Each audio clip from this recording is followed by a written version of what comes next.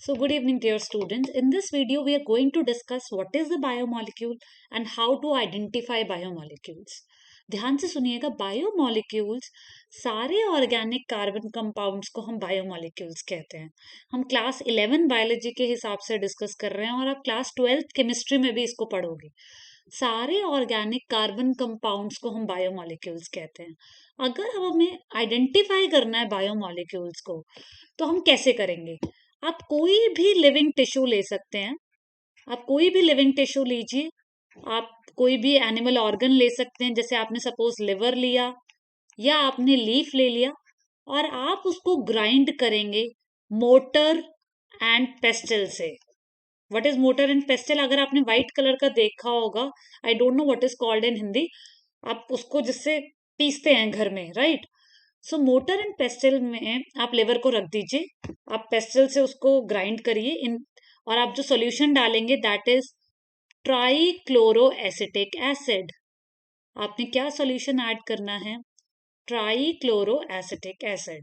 That is the formula is CCl3COOH, right? आपने इसके अंदर लिवर लिया, ठीक है, आपने ग्राइंड कर दिया, आपके पास एक स्लरी बनकर आ जाएगी, लाइक योर टोमेटो प्यूरी. जैसे आप टोमेटो को ग्राइंड करते हो तो प्यूरी बन के आ जाती है. अब आपने क्या करना है? इस स्लरी को छानना है. You have to filter it, like you have to strain it. और आप वो किससे करेंगे? आप चीज क्लॉथ लैब्स में यूज करते हैं, जिसमें नेटवर्क होता है, मैश लाइक नेटवर्क, जिससे आप चीजें फिल्टर कर सकते हो. जैसे ही आप इसको चीज क्लॉथ से फिल्टर करोगे, when you start filtering it, ठीक है, आपने फिल्टरिंग स्टार्ट करी. अब जब आप फिल्टर करोगे, एक चीज होगी जो एसिड सॉल्यूबल होगी. वो तो फिल्टर करने के बाद कहाँ आ जाएगी? ऑब्वियसली नीचे आ जाएगी.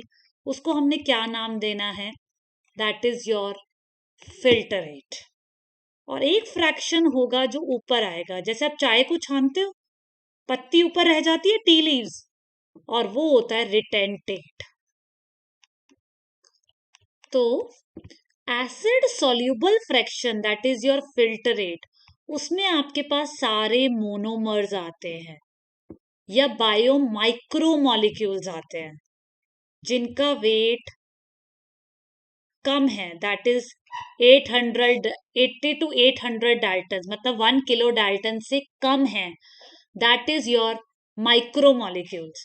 और फिर आपके पास आते हैं एसिड इनसॉल्युबल वाले, जो रिटेंटेट में आए, वो होते हैं सारे पॉलीमर्स.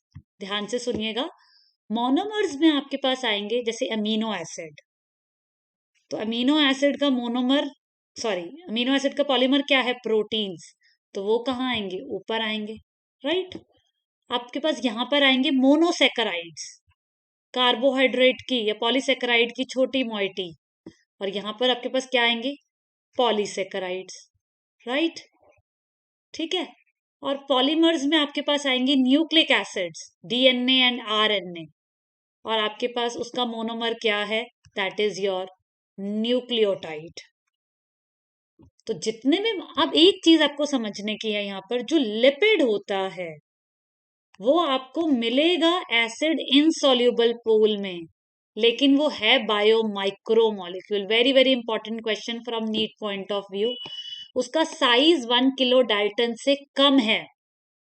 पॉलीमर्स का जो साइज होता है 1 किलो डाल्टन से ज्यादा, उससे कम है, लेकिन फिर भी वो ऊपर आता है बिकॉज ऑफ इट्स स्ट्रक्चर.